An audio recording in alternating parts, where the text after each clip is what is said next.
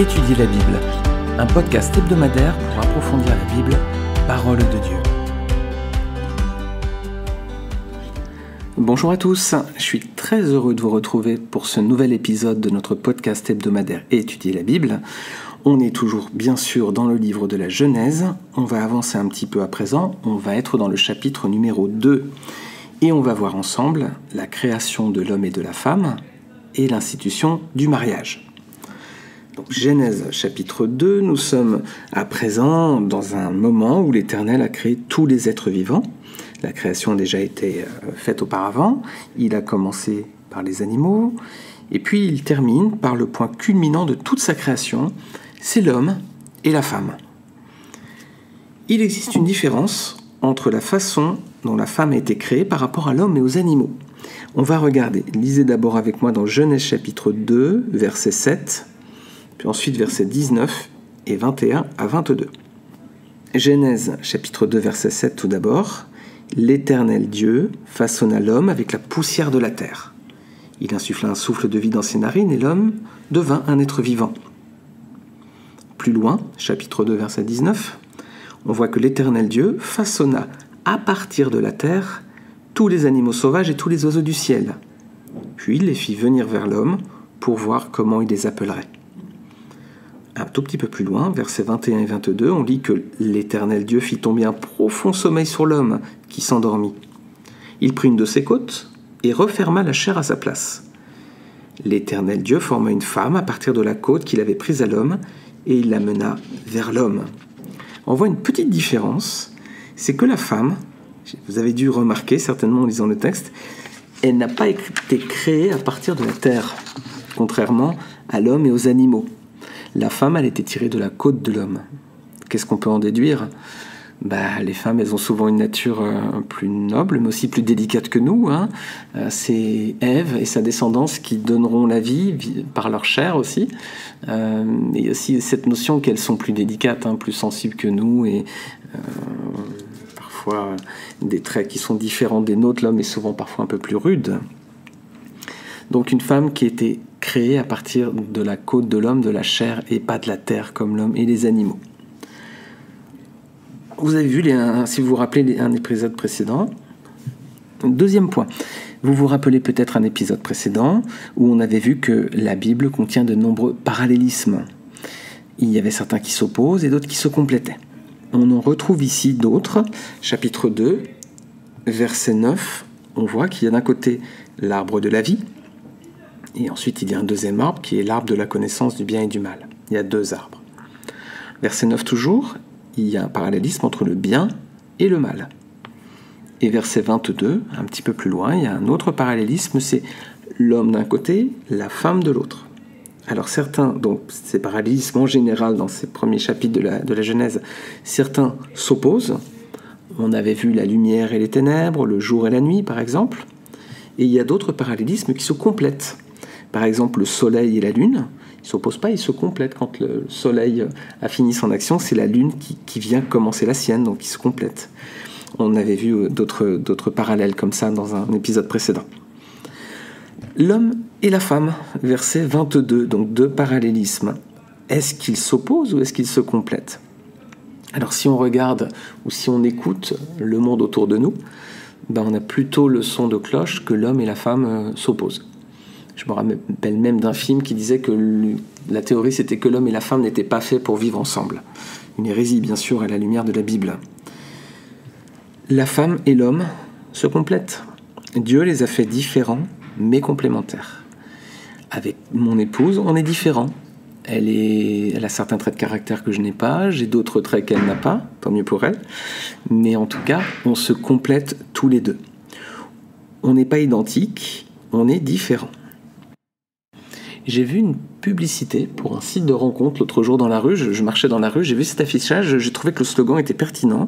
C'était marqué « Cherchez votre moitié, pas votre double ». Et en effet, il ne faut pas rechercher à travers notre conjoint, notre conjointe, notre double. Il faut rechercher notre moitié. Cherchez votre moitié, pas votre double. L'idée, c'est la moitié, c'est celle qui complète l'autre. En Espagne, on dit ma demi, je sais comment l'expression c'est, ma moitié d'orange. Voilà, quand les deux moitiés d'orange sont assemblées l'une avec l'autre, bah, ça fait une orange. C'est ça l'idée, c'est que chacun fait sa moitié. Quand on est ensemble, finalement, on se complète bien. Il ne faut pas rechercher son double. Il ne faut jamais demander à sa conjointe ou à son conjoint d'être comme nous. Parfois, c'est vrai que je dis à mon épouse, j'aimerais bien que tu sois un peu comme ci ou moins comme ça, mais Dieu l'a fait avec sa sensibilité, avec sa personnalité. Il ne faut pas que je recherche qu'elle soit comme moi, sinon ça va être un drame en plus, parce que je suis tellement loin d'être parfait. Et je cherche plutôt à travers elle ma moitié, celle qui va me compléter, qui va m'apporter ce qui me manque, ce que je n'ai pas. Et c'est pour ça que le Seigneur a fait une aide qui soit mon vis-à-vis aussi à travers mon épouse. Et c'est votre cas aussi. Si vous êtes mariés, vous êtes, mesdames, une aide qui soit le vis-à-vis de votre conjoint, ou messieurs, vous avez une conjointe qui est une aide qui est votre vis-à-vis. Mais ça doit pas être le double. Voilà. Ça doit pas être la même personne que vous. C'est pas a priori le plan non plus de Dieu. Hein. Dieu veut qu'on soit a priori un peu différent, mais surtout complémentaire. Premier point, création de l'homme et de la femme, deux êtres créés différemment, à partir d'une matière qui est différente, la terre pour l'homme et les animaux notamment, et puis la chair pour la femme, ce qui leur donne une sensibilité peut-être aussi différente. Et on a vu que c'était un parallélisme, l'homme et la femme, qui sont différents, mais qui sont complémentaires. Le deuxième point qu'on peut regarder, intéressant aussi par rapport à l'homme et la femme, c'est le plan de Dieu pour lui et elle. C'est Genèse 2, versets 22 et 24. L'Éternel Dieu forma une femme à partir de la côte qu'il avait prise à l'homme, et il la mena vers l'homme. L'homme dit, « Voici cette fois celle qui est faite des mêmes os et de la même chair que moi. On l'appellera femme parce qu'elle a été tirée de l'homme.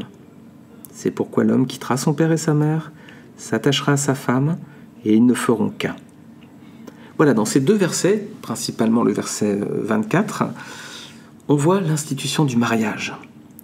Dieu a créé l'homme et la femme afin qu'ils s'unissent et qu'ils vivent ensemble.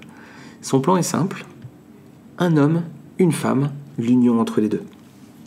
Alors ce court verset, ça nous permet de répondre à de nombreuses questions de société. Je vous avais dit en introduction de ce podcast sur la Genèse, dans l'épisode 0, qu'on allait voir beaucoup de réponses à des questions qui nous concernent aujourd'hui encore. Pourtant, la Genèse a été rédigée il y a très longtemps, très très longtemps, dans une culture qui était différente de la nôtre. Et pourtant, la Bible est la parole vivante de Dieu. Et cette parole de Dieu répond encore, aux problèmes et aux questionnements de l'homme aujourd'hui. Je vais relire ce verset 24. C'est pourquoi l'homme quittera son père et sa mère, s'attachera à sa femme, et ils ne feront qu'un. Alors, quelle réponse on peut apporter à quelles questions de société aujourd'hui ? Tout d'abord, le mariage homosexuel. Est-ce que la Bible nous parle d'un mariage entre homosexuels ? On va traiter juste avec ce verset-là, mais il y en aurait beaucoup d'autres. Vous pourrez regarder aussi des textes dans l'Ancien Testament qui s'y rapportent, et même dans le Nouveau Testament, il y a beaucoup de versets à ce sujet. Mais juste sur la base de l'institution du mariage, on voit que c'est l'homme qui quittera son père et sa mère et qui s'attachera à sa femme, et ils ne feront qu'un. Il n'y a pas de notion ici de mariage de deux personnes du même sexe. Donc, bibliquement parlant, ce n'est pas la volonté de Dieu. La polygamie. Certaines personnes disent que, il y a certaines cultures d'ailleurs encore aujourd'hui, qui revendiquent le droit à la polygamie. C'est souvent d'ailleurs un homme qui a le droit de se marier avec plusieurs femmes, rarement l'inverse. Est-ce que c'est le cas ici ? Est-ce que c'est le plan de Dieu ? C'est pourquoi l'homme quittera son père et sa mère et s'attachera à sa femme et ils ne feront qu'un. Donc la Bible ne prêche pas non plus le mariage d'un homme avec plusieurs femmes ou d'une femme avec plusieurs hommes. La fornication, ce qu'on appelle la fornication dans la Bible, ce qui pourrait être aujourd'hui un petit peu les aventures passagères qu'on voit tellement autour de nous. Non, là, pas de fornication. La Bible dit clairement un seul partenaire, l'homme et sa femme, pas plusieurs. On ne se fait pas des sauts de puce à chaque fois entre un conjoint, une conjointe, etc. Autre question de société, le divorce. L'homme quittera son père et sa mère et s'attachera à sa femme. Ils ne feront qu'un, ils s'attachent. Quand on attache quelque chose, voilà, la notion d'attacher, c'est pas la notion de détacher. Donc ici, il n'y a pas de porte ouverte sur le divorce. Par exemple, c'est pas écrit « L'homme quittera son père et sa mère, s'attachera à sa femme, ils ne feront qu'un » pendant le temps où ils s'entendent bien, et puis après, ils se sépareront. Ou alors, L'homme quittera son père et sa mère, s'attachera à sa femme, ils ne feront qu'un. Et puis un jour, quand ça ira plus, ils pourront se séparer. Non, pas du tout. Il n'y a pas de porte ouverte là non plus pour la notion de divorce. Elle n'est pas dans le plan de Dieu au départ. Elle sera tolérée par Dieu ensuite, parce que notre cœur est mauvais, dira Jésus notamment, mais ce n'est pas le plan de Dieu au départ. Ni la séparation, ni le divorce. Et dernier point, l'adultère. Ça, c'est pas nouveau, hein. C'est aussi depuis la nuit des temps. Est-ce qu'il y a une porte ici pour l'adultère ? C'est pourquoi l'homme quittera son père et sa mère, s'attachera à sa femme, ils ne feront qu'un. Et il n'est pas écrit ensuite, mais l'homme ou la femme pourront ensuite aller voir un petit peu ailleurs pour reprendre des arguments des personnes qui pratiquent en disant parce qu'ils se sont lassés de la personne, ou parce que c'était ennuyeux, ou parce qu'il fallait pimenter un peu sa vie sexuelle, etc. C'est pas du tout le plan de Dieu, clairement. Regardez avec moi dans Matthieu chapitre 5, versets 27 à 28. Évangile de Matthieu, on va voir ce que dit notre Seigneur. Il faut toujours écouter le Seigneur Jésus-Christ, toujours. C'est la parole de Dieu incarnée. C'est la révélation complète du plan de Dieu. Il y avait l'Ancien Testament qui préfigurait Christ à bien des égards. Il y a le Nouveau Testament. Dieu se révèle à présent à travers son Fils, Jésus-Christ, qui vient mourir sur la croix pour les péchés du monde. Et puis le Seigneur, pendant les 3 années de son ministère, va développer l'enseignement de l'Ancien Testament. Et il va dire... Matthieu chapitre 5, versets 27 à 28, on regarde toujours le Seigneur Jésus parce que de sa bouche sort la vérité. Le Seigneur dit, vous avez appris qu'il était dit, tu ne commettras pas d'adultère. Mais moi je vous dis, tout homme qui regarde une femme pour la convoiter a déjà commis un adultère avec elle dans son cœur. Ouh là, le Seigneur il va loin. Ça veut dire que pour lui un adultère, c'est pas simplement d'aller avoir une relation sexuelle avec une autre personne, c'est même déjà dans les regards, dans les pensées, nourrir cette idée d'avoir une relation avec cette personne. Ouh là là, ça nous alerte, ça nous alerte vraiment là. Le Seigneur, il met un niveau encore plus élevé d'exigence. Donc, on répond à travers ce verset 24 à plusieurs questions de société. Pas de mariage homosexuel, pas de polygamie, pas de changement de partenaire, ce que la Bible appelle parfois la fornication. Pas de divorce, pas d'adultère, ni même de regard chargé de convoitise. Ce mariage, il est bon, ce mariage, il est beau, ce mariage, il est saint, il est voulu par Dieu. Mais hélas, le plan de Dieu est toujours détourné par l'ennemi, par le diable. Et le monde s'est emparé de ce sujet de ce mariage pour le détourner. Le monde, est-ce qu'il nous encourage à nous marier ou plutôt à avoir des relations en mariage ? Vous avez la réponse, Bien entendu, le monde nous dit plutôt « Pourquoi te marier ? Tu peux vivre avec une personne sans t'unir à elle. Ça, tu n'as pas de contrainte, tu es libre. » Je ne savais pas que le fait d'être marié depuis plusieurs années avec mon épouse faisait de moi un prisonnier. J'ai pas du tout l'impression, c'est même le contraire. C'est parce que je suis marié que je suis libre. Et j'ai une vie tout à fait épanouie et tout à fait libre avec mon épouse. La notion d'être en prison, c'est quelque chose que le monde pourtant place comme un argument principal. Le mariage, t'es condamné. Et j'avoue qu'avant ma conversion, j'avais cette image-là. Mais aujourd'hui que je suis converti et que je suis marié, pas du tout. Le mariage, pour moi, c'est une vraie liberté. Bien au contraire, je suis beaucoup moins esclave que je pouvais l'être avant du péché. Je reviens sur le mariage homosexuel. Une remarque que quelqu'un m'avait faite, que j'avais trouvée fort judicieuse, c'est que les personnes aujourd'hui, les hommes et les femmes, ne veulent plus se marier. Ils ont le droit de le faire et ils ne veulent plus le faire. Par contre, les couples homosexuels qui n'avaient pas le droit de se marier, eux voulaient absolument se marier. Donc, c'est-à-dire que les hommes et les femmes avaient le droit, ils ne veulent surtout pas le faire. Et les personnes du même sexe qui n'avaient pas le droit voulaient absolument se marier, alors que la tendance était plutôt le divorce en général. Donc voilà, l'homme ne veut jamais... veut toujours ce qu'il n'a pas, en fait. Il envie toujours ce qu'il n'a pas.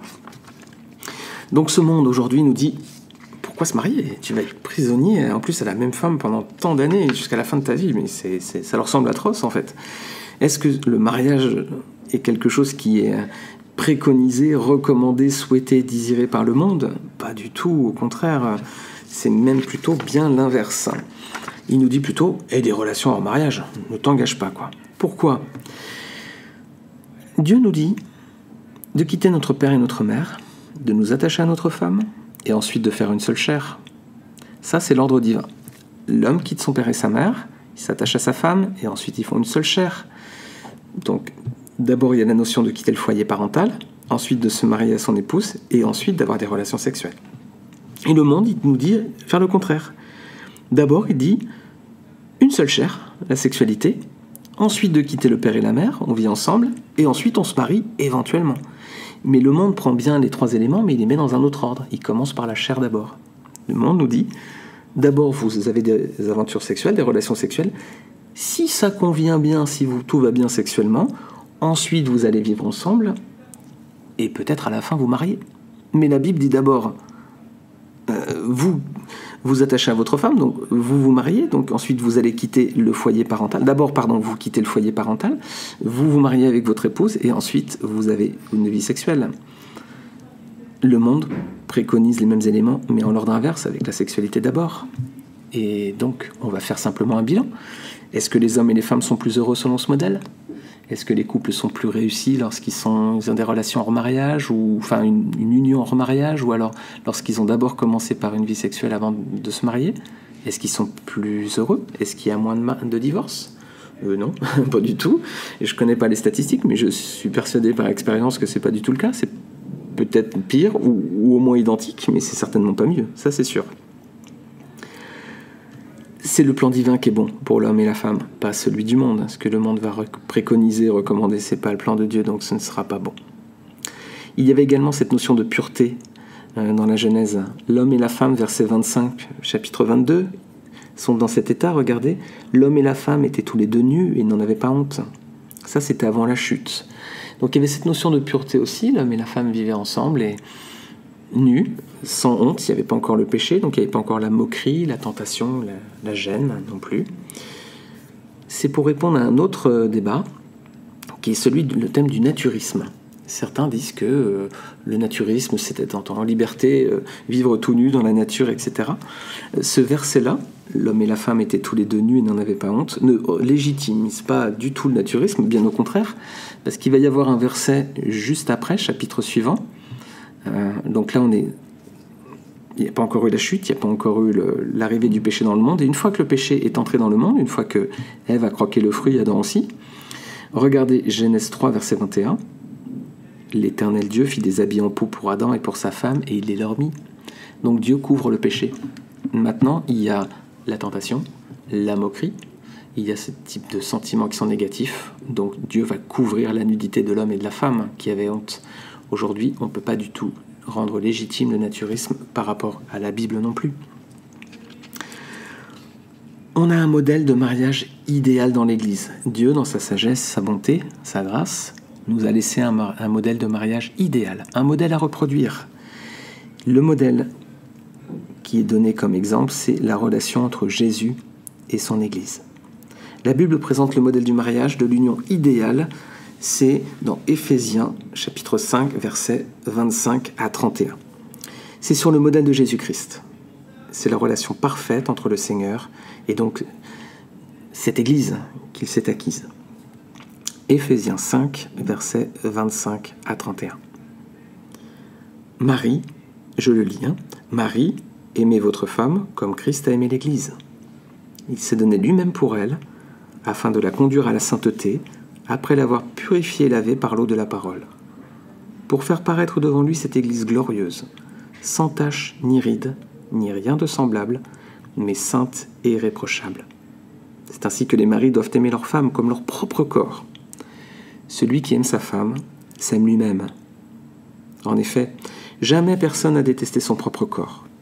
Au contraire, il le nourrit et en prend soin, tout comme le Seigneur le fait pour l'Église. Parce que nous sommes les membres de son corps, formés de sa chair et de ses os. C'est pourquoi l'homme quittera son père et sa mère, s'attachera à sa femme, et les deux ne feront qu'un.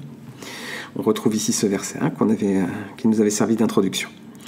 Donc la relation entre Christ et l'Église doit nous servir de modèle. On doit toujours prendre en tant que chrétien l'exemple de Jésus-Christ comme modèle pour toute chose. Et ici, on va refaire le parallèle entre la relation entre Christ et l'Église et l'homme et la femme. Refaisons le parallèle. Est-ce qu'il y a ici une notion d'homosexualité ? Homo, ça veut dire semblable, identique, et hétéro, différent. Christ s'est-il attaché à une personne de sa même condition divine ? Non. Entre la relation de Christ et son Église, c'est une relation hétérosexuelle, pas homosexuelle. Il est de nature divine, nous sommes de nature humaine, terrestre. C'est bien un mariage entre deux sexes, on pourrait dire, ou du moins deux natures différentes. Dieu aurait pu créer un être divin, une être divine, peut-être plutôt, une femme, divine aussi, pour qu'elle soit l'épouse de Christ. Mais non, il a bien pris une épouse, mais c'est une épouse terrestre d'une nature différente de lui. Donc c'est bien un mariage hétéro. Bon, je ne vais pas reprendre sexuel du coup, hétéro-nature, je ne sais pas comment on dirait en termes grecs. Voilà. Donc pas d'homosexualité dans la relation entre Christ et l'Église, deux natures différentes. Pas de polygamie non plus. Christ s'est-il attaché à d'autres religions? Est-ce que on est sauvé parce qu'on est bouddhiste, parce qu'on est New Age, parce qu'on est voilà, d'autres confessions? Non, ce sont les chrétiens qui sont sauvés. Les chrétiens, c'est ceux qui ont reconnu le sacrifice de Christ sur la croix, qu'il est mort pour leurs péchés, et qui ont reçu Christ dans leur cœur comme Seigneur et Sauveur, qui l'ont confessé. Donc Christ ne s'est pas attaché à d'autres religions, juste le peuple qu'il s'est acquis. Donc pas de polygamie, le Seigneur n'a pas plusieurs conquêtes, on va dire. Sur le thème de la fornication, est-ce que Christ a changé d'épouse, de conjointe? Bien, est-ce qu'il est passé des chrétiens aux bouddhistes, à un tel mouvement, etc. Pardon pour les amis bouddhistes, je ne veux pas vous choquer, c'est vous qui me venez en premier en termes de confession. Pardon, je ne veux pas vous offenser. Mais est-ce que Christ a changé d'épouse, de conjointe? Non. Non, le Seigneur s'est acquis un peuple, les chrétiens, et il n'en changera pas, heureusement pour nous. Il n'est pas passé d'une religion, si on peut dire, à une autre. Le divorce, est-ce qu'on peut perdre son salut? Ça, c'est un grand débat pour certains chrétiens. On ne peut pas perdre son salut, parce que c'est ce que la Bible dit, on aura l'occasion d'y venir. Ma position, c'est qu'on ne peut pas perdre son salut. Le salut est une grâce que Dieu nous accorde. C'est pas du tout, on ne l'acquiert pas avec nos œuvres, mais c'est une grâce que Dieu nous fait. Simplement, il nous fait un cadeau, et ce cadeau, libre à nous de l'accepter ou pas. Par exemple, pour prendre une image, à Noël, je vais faire des cadeaux à mes enfants, ils ont le droit de les refuser ou de les accepter. Mais s'ils les refusent, ils n'ont pas le cadeau. Et s'ils les acceptent, est-ce qu'ils ont des mérites? Ils n'ont aucun mérite. C'est celui qui fait le cadeau qui a le mérite, c'est lui qui a acheté le cadeau. Celui qui le reçoit, il n'a aucun mérite, il fait juste que le recevoir. Donc le salut par grâce, c'est ça, c'est Dieu qui fait le cadeau, qui donne sa vie sur la croix pour nous. Libre à nous de le refuser. Et le cadeau n'est pas pour nous, la grâce n'est pas pour nous, on ne sera pas sauvé, on n'ira pas au ciel après notre mort. Ou libre à nous de l'accepter, mais ça ne nous donne aucune prérogative ou autre, ça ne nous donne aucun mérite. On a le choix. Christ donne sa vie pour nous sur la croix. Soit on accepte ce cadeau, et à ce moment-là, on est sauvé, soit on le refuse, et à ce moment-là, on est condamné. On n'ira pas au ciel avec le Seigneur après notre mort.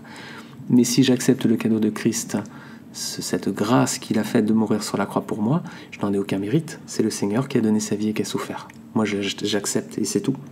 On ne peut pas perdre son salut, donc sinon, eh bien, ça veut dire que ce que le Seigneur donne, il peut reprendre, ou alors ça veut dire que ça dépendrait de nos œuvres. C'est-à-dire qu'il faudrait qu'on soit toujours bon, gentil et de bons chrétiens pour garder ce salut. Et si on ne l'était pas, on perdrait. Ça voudrait dire que ce serait sur les œuvres et pas la grâce. Donc, on ne peut pas perdre son salut.